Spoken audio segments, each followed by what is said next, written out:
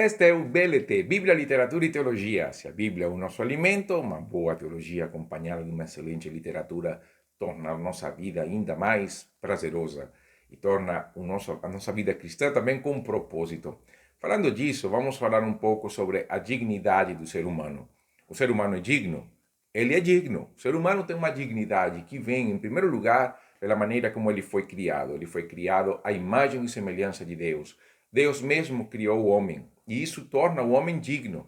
A maior dignidade do homem é ser o representante de Deus na terra, é ser a imagem de Deus na terra, é sermos os mordomos de Deus na terra. Isso é uma dignidade tremenda na vida do ser humano. Aí está o princípio da dignidade do ser. Por isso, quando nós pensamos justamente na lei de Moisés, principalmente, nós vemos como a lei de Moisés é extremamente rigorosa contra aqueles que atentam contra a vida do ser humano. Por quê? Justamente por causa da dignidade do ser. Por isso que Tiago vai mostrar que aqueles, então, que fazem mal aos homens, que foram criados à imagem e semelhança de Deus, são dignos de punição mesmo. Pedro vai falar sobre isso no capítulo 3, quando ele vai falar justamente quando nós amaldiçoamos os irmãos. Isso não pode ser. Um cristão não pode falar mal do outro. Um cristão não pode murmurar, não pode criticar, não pode zoar, não pode criar bullying. Por quê? Por causa da imagem de Deus no outro. Mesmo o pior dos pecadores, ele tem a imagem de Deus ali presente. Então nós sempre temos que lembrar isso. A imagem de Deus traz dignidade no ser humano. Isso seria muito legal se a gente não estivesse sob a influência do pecado. Mas como nós estamos sob a influência do pecado, isso traz uma consequência para nós muito ruim. Por quê? Porque a imagem de Deus que ainda permanece no ser, ela está manchada, corrompida por causa do pecado. Então, tudo o que nós podemos fazer que glorifica a Deus, na verdade, ela é feita para exaltar o ser humano. Aquelas palavras de Satanás, quando ele fala com a mulher, em Gênesis capítulo 3, que sereis como deuses sabendo o bem e o mal, é aquilo que está, na verdade, governando o pensamento do ser humano até hoje. O homem hoje continua vivendo achando que ele é o Deus da história, ele é o Deus da vida. E quando nós vemos isso nos relacionamentos, na vida, nós vemos como o homem está tentando tomar o lugar de Deus e definir as regras da sociedade, as regras da moral, da ética, da vida como um todo. É assim como o homem luta para preservar a vida dos animais, mas nega o direito das crianças nascerem. É essa a questão. O homem está. Não é que a primeira seja errada, não, claro que sim. Mas você não pode botar mais ênfase na primeira do que na segunda, porque os animais não foram feitos à imagem e semelhança de Deus. O homem, sim, a mulher, sim. Então, quando nós pensamos nisso, nós temos que olhar com franqueza a maneira como o homem está querendo enxergar a vida, a maneira como o homem está querendo enxergar o jeito dele querer se governar, a maneira como o homem, inclusive, está usando, por falar de um exemplo também, o Estado como meio de regulamentação da vida da sociedade, o que é uma coisa completamente errada. Se o Estado toma o lugar de Deus na história e a Constituição e as leis tomam o lugar da Bíblia, na maneira como nós devemos nos relacionar com o ser humano, nós estamos, na verdade, colocando toda a nossa esperança no homem. E estamos esquecendo de que todos nós, seres humanos, estamos sobre a influência do pecado. E até que ponto, então, quando nós queremos que o homem governe as intenções e os pensamentos do ser humano, nós queremos que Deus seja glorificado dessa forma, é muito difícil entender que Deus vai ser glorificado através desse tipo de pensamento. Quando nós pensamos que um ser humano, uma pessoa, ela tem essa autoridade para governar e dirigir os destinos de pessoas e nações.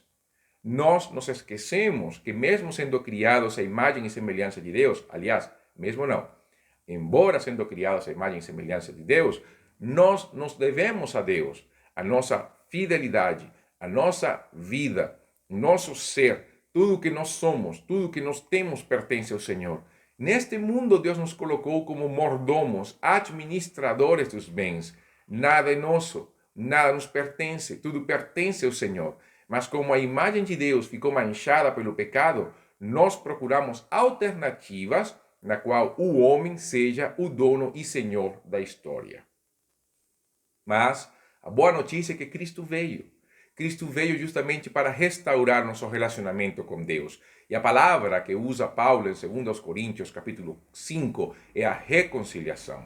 Quando Paulo fala da reconciliação, no capítulo 5 de 2 Coríntios, ele está falando da reconciliação do homem com Deus. O homem pecou, o homem se afastou do Senhor. O homem procura na sua vida, na sua caminhada, ser o dono do seu destino, criar suas próprias leis. E isso nos afasta ainda mais do Senhor. O pecado nos afasta, as nossas decisões também, nós estamos completamente perdidos. E Deus, que nada fez contra o ser humano, Deus foi quem enviou Jesus. Deus enviou Jesus, o Filho de Deus veio justamente para dar a sua vida em resgate por nós. O Filho de Deus veio para dar a cada um de nós a vida eterna para todo aquele que crê. E crer envolve justamente o arrependimento do nosso pecado, do desejo de sermos Deus, de querer governar o mundo de acordo com os nossos desígnios, prazeres e deleites. Na verdade, o que Deus quer é que o homem viva na liberdade de crer e acreditar nele e de viver de acordo com a sua lei. Se você pensa que isso não é liberdade, mas é porque você nunca experimentou a liberdade de Deus, porque você nunca andou na lei do Senhor.